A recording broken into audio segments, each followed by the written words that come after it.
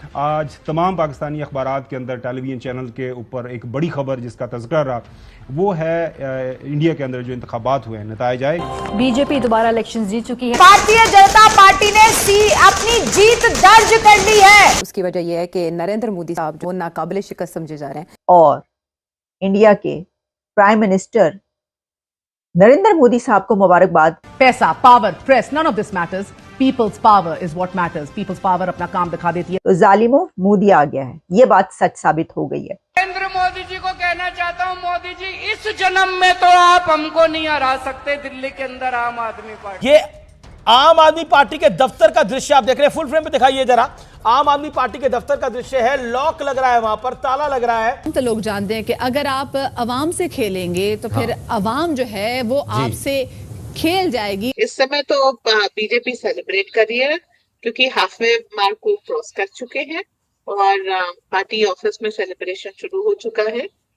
जितनी मेहनत की थी फलदायी सिद्ध हो रही है। मोदी है तो मुमकिन है। उससे पहले अभी जो रिसेंटली आपने कहा कि आपने बीजेपी को वोट दिया है, उसने कहा था इंडिया की स्ट्रेंथ जो है उसकी डाइवर्सिटी में है, उधर मुख्तलिफ किस्म की कौमें रहती हैं और वो एक पूरा बुक।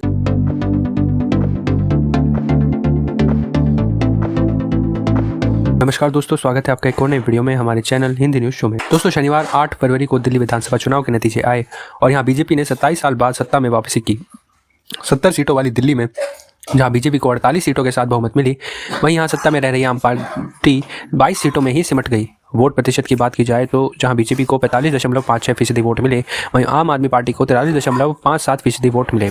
यहां तीसरे खेमे के रूप में कांग्रेस थी जो एक भी सीट पर कब्जा करने में नाकाम रही। हालांकि उसका वोट प्रतिशत 6.34% रहा। ये 2020 के चुनाव में उसके प्रदर्शन से बेहतर था जब उसने 4.63% वोट मिले थे। इस बार के चुनाव दिल्ली की कई सीटें ऐसी है जहां कांग्रेस आम आदमी पार्टी के उम्मीदवार की हार का कारण बनी। इन सीटों पर बीजेपी की जीत का अंतर कांग्रेस के वोटों से कम है।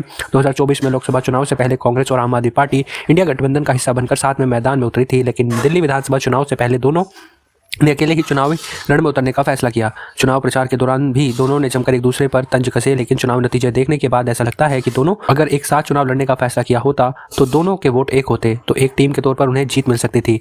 एक नज़र उन 14 सीटों पर डालते हैं जहां जीत का अंतर कांग्रेस को मिले कुल वोटों से कम रहा। इंडिया गठबंधन का हिस्सा रही कुछ पार्टियों ने नेताओं ने इस बात की तरफ इशारा किया कि शिवसेना उद्धव ठाकरे गुट के नेता संजय राउत ने कहा, आप और कांग्रेस की राजनीति प्रतिद्वंदी बीजेपी है, दोनों के साथ आ जाना चाहिए था। अगर दोनों साथ आए होते तो बीजेपी की हार गिनती के पहले घंटे में ही तय हो जाती। कम्युनिस्ट पार्टी के डीआर डॉक्टर राजा ने कहा, ये इंडिया गठबंधन की पार्टियों के बीच एकता न रहने के कारण हुआ।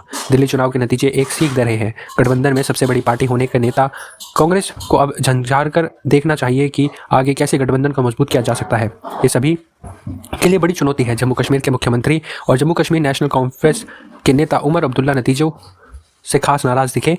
इस सीट से खुद दिल्ली के पूर्व मुख्यमंत्री और आम आदमी पार्टी के संयोजक अरविंद केजरीवाल मैदान में थे। उन्होंने बीजेपी के प्रवेश सिंह वर्मा से 4089 वोटों से शिकस्त हासिल की। केजरीवाल ने 2013 में दिल्ली के पूर्व मुख्यमंत्री रही शीला दीक्षित को मात देकर इस सीट से जीत हासिल की थी और लगातार 3 बार यहां से विधायक रहे। वहीं उन्हें हैरान करने वाले और हराने वाले प्रवेश वर्मा दिल्ली के पूर्व मुख्यमंत्री साहिब सिंह वर्मा के बेटे हैं और 2 बार पश्चिम दिल्ली के सांसद रहे हैं। इस बार इस सीट से कांग्रेस की तरफ से शीला दीक्षित के बेटे संदीप दीक्षित मैदान में थे। उन्हें कुल 4568 वोट मिले जो जीत के अंतर से 469 वोट अधिक है। हाई प्रोफाइल सीट पर आम आदमी पार्टी की तरफ से दिल्ली के उप मुख्यमंत्री और शिक्षा मंत्री रहे मनीष सिसोदिया उम्मीदवार थे। उन्हें केवल 675 वोट से हार मिली। यहीं से जीता बीजेपी के त्रिवेंद्र सिंह मारवा की हुई। इस सीट पर कांग्रेस की बड़ी भूमिका रही। उसे उम्मीदवार फरहाद सूरी को 7350 वोट मिले। मनीष सिसोदिया 2013 से लगातार 3 बार पड़पड़गंज सीट से विधायक थे। चुनाव से पहले उन्होंने अपनी सीट बदल ली थी। 2024 में पार्टी में शामिल हुए अवध ओझा को पड़पड़गंज से टिकट दिया गया, लेकिन आम आदमी पार्टी का ये प्रयोग ना तो अवध ओझा के लिए फायदेमंद साबित हुआ, ना ही मनोज सिसोदिया के लिए।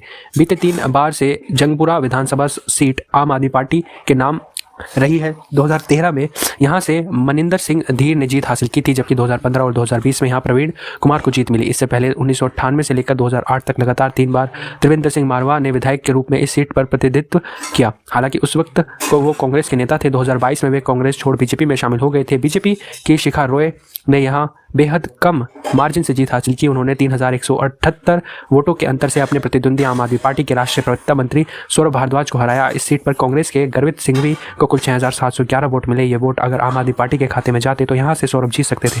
सौरभ भारद्वाज 3 बार लगातार यहाँ से विधायक रहे हैं। उससे पहले यानी 2008 में ये सीट बीजेपी के नाम रही थी। धन्यवाद दोस्तों, आज का वीडियो अगली बार फिर मिलते हैं वीडियो के साथ। तब तक के लिए बने हमारे साथ। चैनल को लाइक शेयर सब्सक्राइब कीजिए। धन्यवाद। जय हिंद, जय भारत, जय श्री राम।